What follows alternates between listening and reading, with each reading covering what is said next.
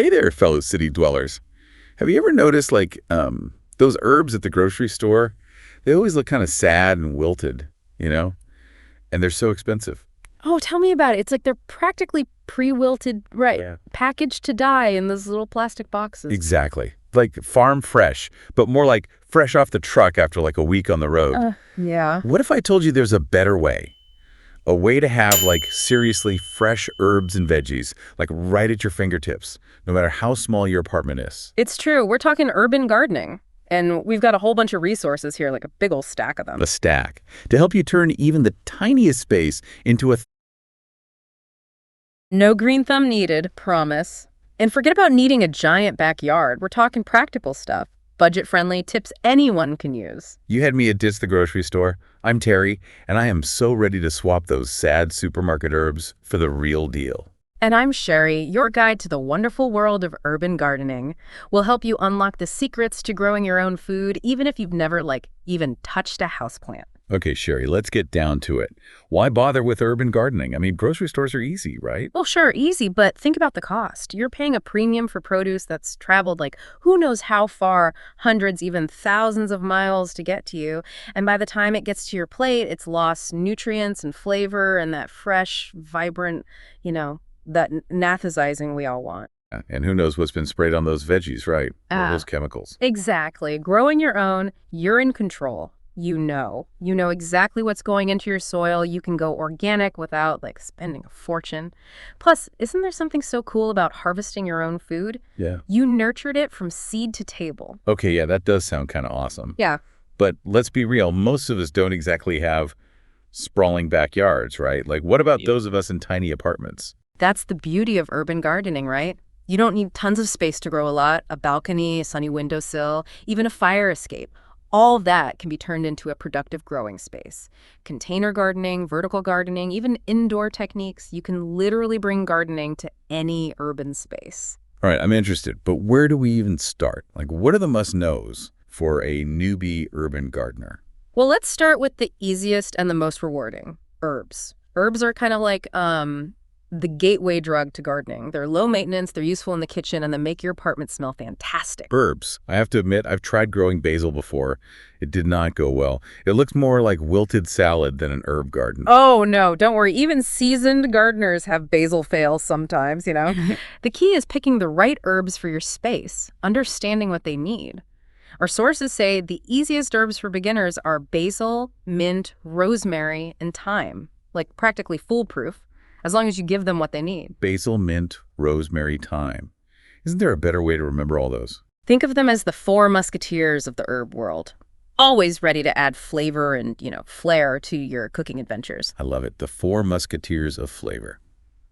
All right, so we got our herbs. Where do they go? What do they need? Well, first they need sunshine. Most herbs are happy with at least 4 to 6 hours of direct sunlight each day. So find that sunny spot in your apartment. Maybe it's a south-facing windowsill or a balcony that gets lots of afternoon sun. All right, sunshine, check. But what about soil? Does it need to be some kind of fancy organic blend from a specialty store? Not really. You can find decent potting mix at, most garden centers. Just look for a mix that's well-draining so it won't get too soggy. Soggy is bad. No soggy herbs, noted. Ah. So we got sunshine, soil. What else? Water. But here's the thing about watering. It's more about consistency, rather than just how much you water. It's better to really soak them once or twice a week than to just sprinkle a little bit every day. So more like a deep tissue massage for their roots and not a light misting. You got it. And always check the soil first. Stick your finger in an inch down. If it feels dry, then water. If it's still moist, hold off. Okay, so happy hydrated roots, no soggy plants. Yeah. Got it. But what about those of us who don't even have a windowsill to spare? Can we still do this whole urban gardening thing? Oh, totally. That's where containers come in. You can grow pretty much anything in containers: herbs, leafy greens, tomatoes, peppers, even cucumbers. Wait, hold on. Cucumbers on my fire escape. That sounds a little ambitious, doesn't it? No way. Don't underestimate the power of containers. It's all about choosing the right size and then giving them what they need. The same stuff as a regular garden bed, Sunshine, soil, water. Okay, this is blowing my mind. But I have to ask, what about budget? Can urban gardening be done without breaking the bank? Absolutely. That's one of the best things about it. It can be as budget-friendly as you want. You don't need fancy planters or expensive equipment to get started. You can even use, like, recycled stuff, like 5-gallon buckets, or old tires as planters. 5-gallon buckets. Like the ones from the hardware store. Yeah. Seriously. Yep. Those are the ones. Just make sure you drill some drainage holes in the bottom so they don't drown. Super affordable, super practical, perfect for urban gardeners. 5-gallon bucket gardening. Okay, I'm into it. So we've got our herbs, they're getting sun, we're watering them right, we're using budget-friendly containers. But I have a confession, I've killed every houseplant I've ever owned. Like, is there any hope for me? Oh, Terry, let's get rid of that black thumb myth. All right. Okay. Anyone can learn to garden. Plants are tougher than you think. It's all about, like, paying attention and making adjustments, more than, having some magical talent. So less about magic powers, more about listening to what our plants need. Yes, exactly. Think of it as a conversation between you and your plants. They'll let you know when they're thirsty or hungry or getting too much sun. All right, I can handle a little plant whispering. But what about those stories of pests? Like those little bugs eating entire gardens. I don't know if I'm ready for that battle. Pests can be a challenge, but there are lots of natural solutions, stuff that won't hurt your plants or the environment. Like what? Give us an example. Well, one thing is to, like, create a healthy ecosystem in your garden that actually helps keep pests away. Beneficial insects like ladybugs, lacewings, they're like little predators that feast on those bad bugs. So instead of spraying chemicals, we invite ladybugs to the party. You got it. Work with nature, not against it. This is fascinating. I'm starting to feel like a real urban gardener already. But before we get carried away, I know there's a whole world of soil science we haven't even touched on. What's the deal with composting? Is it really as gross as it sounds? Compost. The black gold of gardening. And honestly, it's not nearly as gross as people think. You're going to have to explain that one. Think of it like this. Composting is nature's recycling system.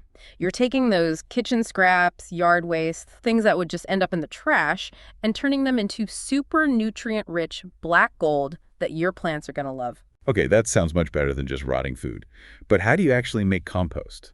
It's simpler than you might think. You just need a good mix of green materials, kitchen scraps, grass clippings, coffee grounds, all that good stuff. And then brown materials, like dried leaves, shredded newspaper, cardboard. So it's like a leafy lasagna, green and brown layers. Perfect analogy. You layer them up in a compost bin or tumbler, add some water, and then nature does its thing. The key is keeping a good balance of green and brown. That's how you avoid those not so pleasant smells. Okay, not too bad. And this black gold is seriously that good for your plants. It's like a superfood smoothie for your soil. Adds nutrients, improves the soil's structure, helps it hold water better. It's a win-win. Wow, okay, I'm starting to see why compost is such a big deal. But what if we don't have a yard for a compost bin? Can you still compost in a small space? Definitely. There are tons of options for small spaces, like worm bins or something called bokashi composting, which you can even do indoors. Worm bins, as in bins full of worms. I don't know if I'm ready for that level of commitment. It's not as creepy as it sounds, promise. Worm composting, or vermicomposting if you're fancy, is a really efficient way to break down your food scraps into amazing compost. So we're recruiting worms to make the best soil possible. Better than a landfill, I guess. Exactly. Worms are composting pros.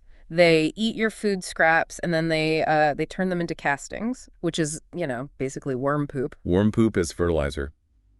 This urban gardening thing is way more adventurous than I thought. Oh, it definitely is. But super rewarding, too. This has been an amazing crash course, Sheri. But I feel like we've only scratched the surface. There's so much more to learn, like choosing the right plants, troubleshooting problems, even extending the season. You're right, we've just laid the groundwork. But if you're ready to dive deep, we have a full 20-page urban gardening guide with all the details. Yes. Head over to patreon.com/McAllister to get the full guide, plus bonus content and behind-the-scenes stuff.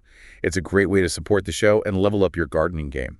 And just a reminder, everything we share here is for educational purposes only. We are not professional gardeners or horticultural experts. Always do your own research, talk to local experts if you need to, and most importantly, have fun with it. That's great advice. All right, everyone, we're going to take a quick break and we'll be right back with even more urban gardening tips and tricks in part 2. Welcome back to our urban gardening deep dive. We're turning those concrete jungles into edible oases, one pot at a time. I'm feeling super inspired. Before the break, we were talking about composting with worms. Worms. I never thought I'd get excited about worm poop, but, well, here we are. It's amazing stuff, trust me. Your plants will thank you. But let's shift gears a bit. Talk about sunlight. We know it's crucial, but is it really as simple as just like sticking your plants in the sunniest spot you've got? Yeah, that's what I always thought. More sun, happier plants, right? Well, not all plants need the same amount of sunlight. Kind of like people, right? Some of us love to bake in the sun all day, and some of us, well, we prefer a little shade. Okay, that makes sense. So how do we know which plants are which? Like, which ones need tons of sun and which ones are okay with a bit less? Usually it depends on what the plant is, making. Most veggies, especially the ones that have fruits like tomatoes and peppers, they need a lot of sun. At least 6 hours a day. They're the sunbathers of the plant world. 6 hours for the veggie divas, got it. What about herbs? Are they as needy? Herbs are more flexible. They can usually handle a bit less sun, maybe 4 to 6 hours. They're like those cool kids who can hang out in the sun or the shade, and they still look amazing. I like how you think.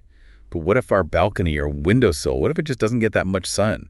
Are we, like, doomed to grocery store produce forever? Not at all. There are ways to make it work. One trick is to use reflective surfaces, mirrors, or even just white painted walls to bounce more light onto your plants. So we can basically trick our plants into thinking they're getting more sun. That's pretty smart. Exactly, like giving them a little sunshine boost. And if you're really serious about those veggies, you could even, look into grow lights. Grow lights, like those purple ones you see online. Do those things really work? They do. LED grow lights can give your plants the exact light they need even when it's gloomy outside. It's like having a piece of the sun right in your apartment. Technology is amazing. All right, so we've got our sunlight situation figured out. Let's go back to soil for a sec. We talked about composting, which sounds awesome, but is it really necessary? Can't we just use like those bags of potting soil from the store? Yeah, store-bought potting mix is totally fine, especially when you're just starting out. But compost, it does a lot more than just, add nutrients. Okay, like what? Well, it helps your soil hold its shape, Yeah. Makes a better environment for those roots to grow. It's like giving your soil a spa treatment. A spa treatment for soil. Tell me more. Well, healthy soil, it's full of these tiny living things, microbes and organisms. They help break down stuff and release nutrients that your plants need. And compost, well, it feeds those little guys. Makes the soil more balanced and fertile so your plants can really thrive. So it's not just about like dumping in nutrients. It's about creating this whole like healthy environment in the soil. Yes, exactly. Compost helps with airflow, drainage, water retention. It's like creating this, luxurious 5-star resort for your plant roots. Okay, I am sold on the compost spa. But what if you live in a tiny apartment, like no room for a compost bin? What then? Oh, there are lots of small space options. We talked about worm bins, right?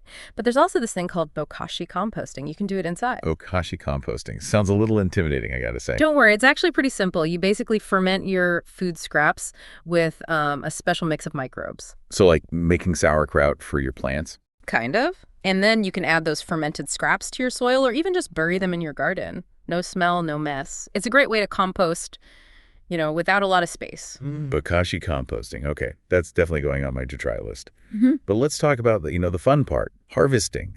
That's when we get to enjoy all our hard work, right? But how do we know when it's time to pick our stuff? Good question. It depends on what you're growing, Some veggies, like leafy greens, you want to get them while they're young and tender. So before they get all big and tough. Yep.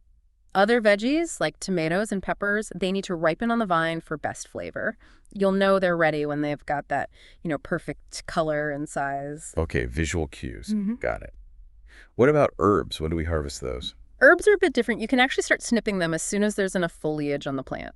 So we can take a little here and there without, like, hurting the plant? Totally. Actually, harvesting regularly makes them grow bushier and produce more leaves.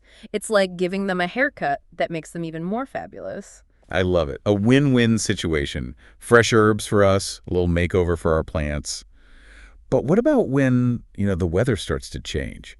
Do we have to just give up on our urban gardens until spring comes back around? Not necessarily. You can actually extend the season, even if it gets cold. Really? Do we need to build like a tiny greenhouse on our balcony? A greenhouse might be a bit much for a balcony, but there are easier things you can do. One is to use row covers or cold frames to protect your plants from frost. Row covers, what are those? Basically, it's like a lightweight fabric, you drape it over your plants and it creates this mini greenhouse. It traps heat and keeps the cold away. So we're giving our plants little winter coats. I like that. And if you want even more protection, you can build a cold frame. It's a tiny greenhouse, It's right on the ground or on a raised bed. Okay, so we've got options.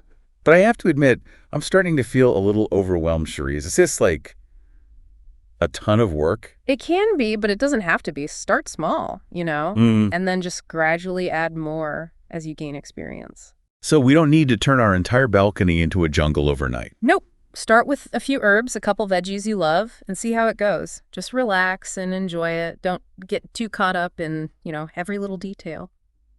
Speaking of enjoying it, what about your experience, personally? What have been some of your biggest challenges? Well, I've had my fair share of failures, just like any gardener. One year, I tried growing melons on my balcony, and they ended up like the size of grapes. Grape-sized melons. Oh no, what happened? I think it was a bunch of things. Maybe not enough sun. Maybe I messed up the fertilizer. But that's gardening, you're always learning. So even experienced gardeners make mistakes. All the time. We're all learning, experimenting, and that's part of what makes it so fun. I'm starting to think urban gardening is about more than just like growing food. It's about connecting with nature, learning new skills, maybe even embracing a little bit of chaos. I love that. It really is a journey, of discovery and growth for ourselves and for our plants. This has been so inspiring, Sheri. But before we go to part 3, where we'll get into even more tips and techniques, I want to remind everyone about those resources we keep talking about. Yes. If you're ready to, level up your urban gardening game, head over to patreon.com/mcallister. We've got that full 20-page guide, bonus content, all kinds of behind-the-scenes stuff. It's the perfect way to support the show and become a true urban gardening rock star. And don't forget to leave us a comment. Let us know what you want to hear about in future episodes. We love hearing from you. All right, everyone, we're going to take a quick break, and when we come back in part 3, we'll share even more tips and tricks to help you create your own thriving urban garden.